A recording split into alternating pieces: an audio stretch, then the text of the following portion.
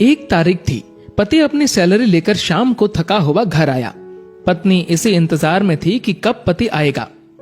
पत्नी ने उसके आते ही उसे गर्मा गर्म चाय पिलाई और पूछा कि सैलरी आ गई होगी आपकी आज तो।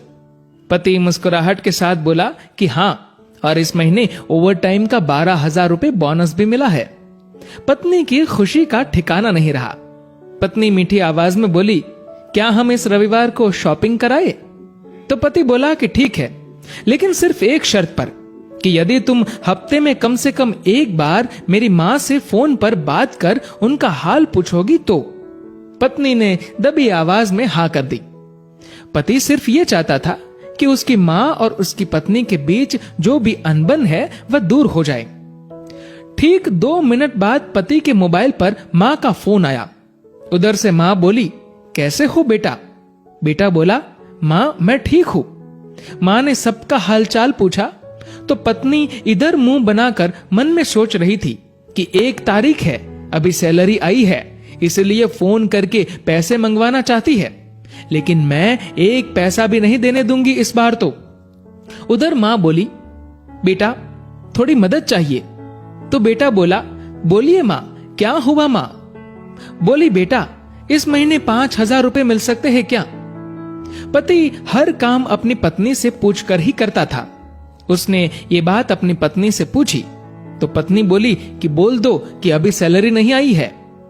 बेटे ने मां से कहा कि मां अभी सैलरी आने में टाइम है। मां बोली, बेटा कैसे भी करके भिजवा दो प्लीज, हॉस्पिटल में इलाज के लिए चाहिए। पति ने यह बात पत्नी से दोहराई। पत्नी बोली, मां से बोल दो कि सरकारी हॉस्पिटल में इलाज करवा ले। पति ने मां को यही सलाह दी तो मां बोली, बेटा उधर इलाज सही से नहीं होता और वह ध्यान भी नहीं रखते।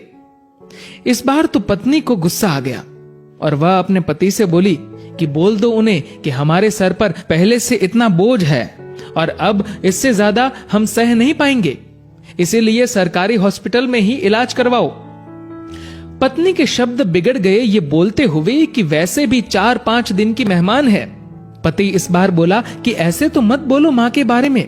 इस बार पति को थोड़ा गुस्सा आ गया, लेकिन मन को शांत करते हुए मां से बोला, मां इस महीने नहीं हो पाएगा, इसलिए सरकारी हॉस्पिटल में ही करवा लीजिए आप इलाज।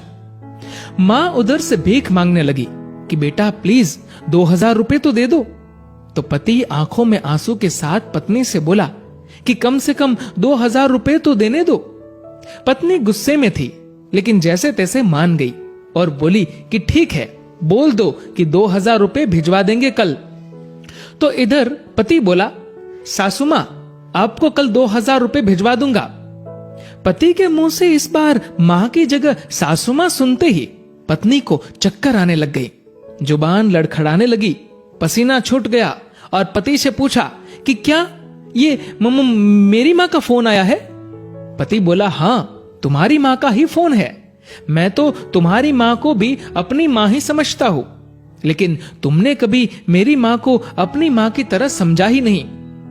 पत्नी इस बार जोर से रो पड़ी और फोन में माफी मांगने लगी कि मुझे माफ कर दो मां, मुझसे बहुत बड़ी गलती हुई है। तो उधर से मां बोली, बेटी यदि सिर्फ एक मां का दिल दुखाया होता तो माफ कर देती, लेकिन तुमने तो आज एक नहीं बल्कि 2 मां का दिल दुखाया है। यदि आज मैं तुम्हें माफ भी कर दूं तो भी ऊपर वाला तुम्हें माफ नहीं करेगा। दोस्तों, ऐसा माना जाता है कि अगर ऊपर वाला भी मां का कर्ज चुकाने आ जाए तो वो भी कंगाल हो जाए। एक मां खुद मौत के मुंह में जाकर जिंदगी को जन्म देती है। उस मां का सम्मान करे। मां तो मां होती है, उसको मरने से पहले जीते जी ना मारे। दोस्तों, इस कहानी को लेकर आपकी क्या राय है नीचे कमेंट करके जरूर बताएगा। और दोस्तों, अगर आपको ये वीडियो अच्छा लगा हो तो इस वीडियो को लाइक करिएगा और ज्यादा से ज्यादा लोगों तक शेयर करिएगा।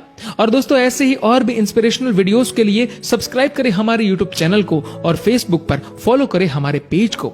धन्यवाद।